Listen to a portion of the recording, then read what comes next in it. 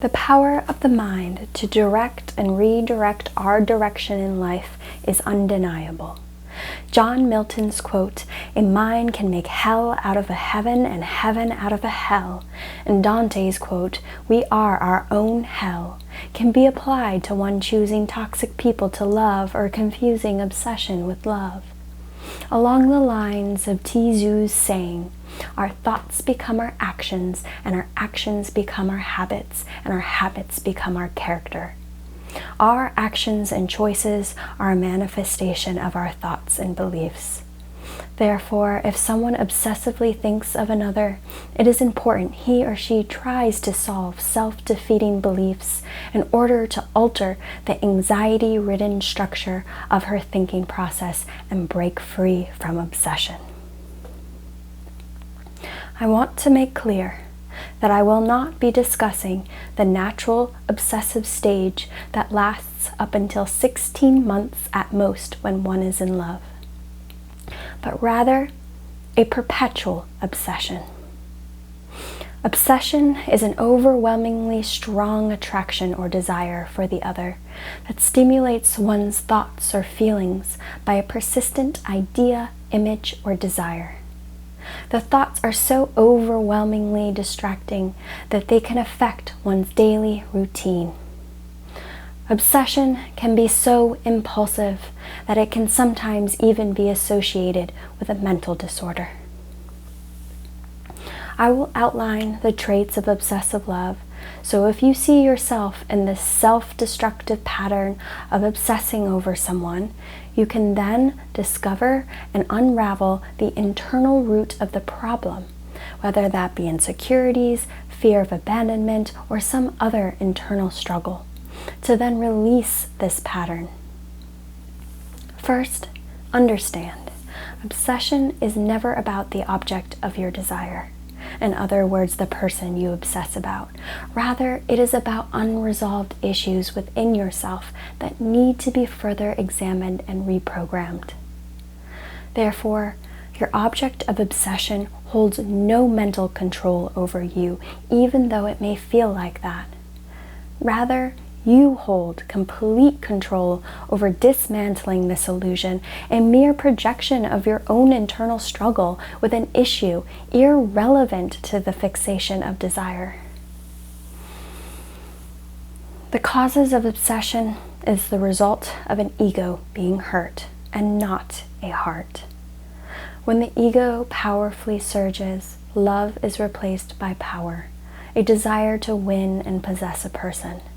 When a lover is rejected, she or he can resort to stalking, whether in person or online, and sometimes may even result to violence. Some obsessive love addicts, who typically take the form of serial daters, are obsessed with the infatuation love stage and go through many relationships, seeking this intense high that comes with the sexual attraction and romance period in the beginning. And when things get too real and too emotionally close, they walk away for the next intense attraction. Obsessive love doesn't necessarily mean you have to have relations or a connection with someone to feel this obsession. Rather, you may not have a real connection at all with the object of your obsession. Obsessive love focuses on persistent thoughts or feelings of a partner or someone whom you aren't sexually or romantically involved with at all. Many obsessive love addicts are secretly obsessed with someone from afar. In this circumstance, obsessive love is actually quite common. Signs that you may be obsessed rather than in love with someone are as follows. You will be jealous and possessive. You won't like the idea of the other growing as an individual or having independence. You end up neglecting the person out of fear of losing the person, or you may be defensive, controlling, and resentful. You feel an overwhelming obsessive wish to love and be adored by a person, making it almost impossible to control your feelings and thoughts. This feeling is sometimes similar to attachment disorder or obsessive compulsive disorder, making it very difficult for you to stay away from the one you desire, whether physically or mentally. I'd like to highlight that this desire for the other is really about the desire to heal. Subconsciously, you feel that if you obtain this person, then you will correct the past and heal an old emotional wound that still throbs.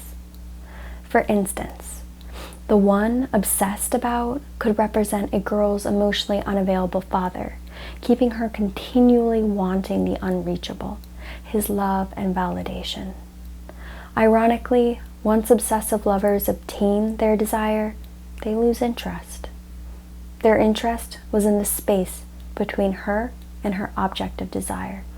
I say object and not person of desire because the person is just subconsciously a symbol to her, a wake-up call to address the wound she obsessively licks through each obsessive thought, trying to heal to no avail until she looks inward and addresses the ghosts or circumstances that drive her towards lonely open spaces of non-connection, a spinning vortex of unconscious pain.